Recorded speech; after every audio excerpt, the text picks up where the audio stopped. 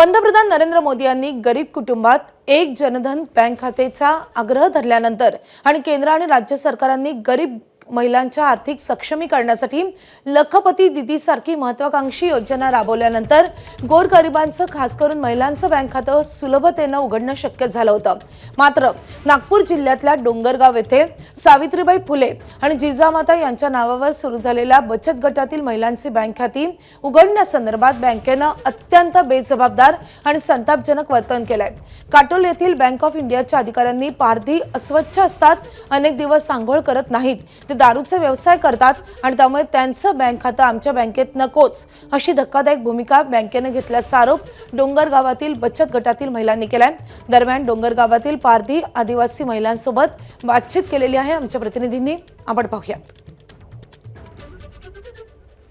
Ma'am आम्हाला मतलब तिथं अकाउंट वगैरे ओपन नाही करून देते, कास्टवर बोलत आहे, त्याला स्टँडर्ड लोक पाहिजे, मग ते घाणेरडे नाही पाहिजे असं नसते, एसटी कॅटेगरी आहे म्हणून असं सवलत त्याला व्हायलाच पाहिजे।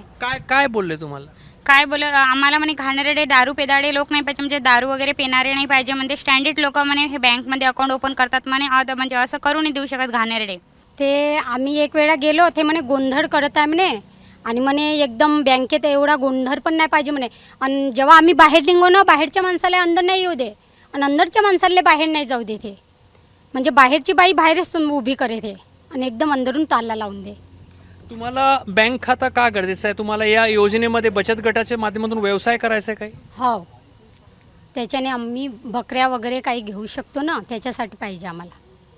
खातं खोलायला गेलं तर आमचं चुकलं काही नाही आहे ना सर, कारण त्यांना आम्हाला पण लाभ भेटला पाहिजे ना, त्यानुसार आम्ही गेलो ना तिथे, की कारण आम्हाला पण लोन भेटली पाहिजे, आम्ही बी काही केलं पाहिजे व्यवसाय असं म्हणून गेलो होतो ना सर, नाही तर आम्हाला काय गरज होती जायला।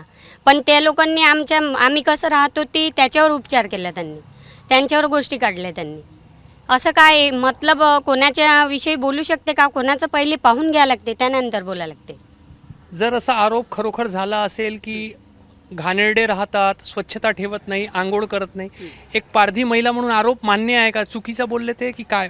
चुकीचं बोलले ना सर, मग आमचं पाहून घेतलं आणि त्यांचं एरिया बी पाहू शकतात ना, आमचे गाव पण बघू शकतात ना ते लोक।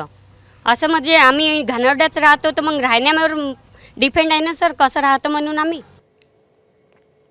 दरम्यान या गावातील पुरुषांनी बँकेच्या वर्तनावर तीव्र आक्षेप नोंदवलाय।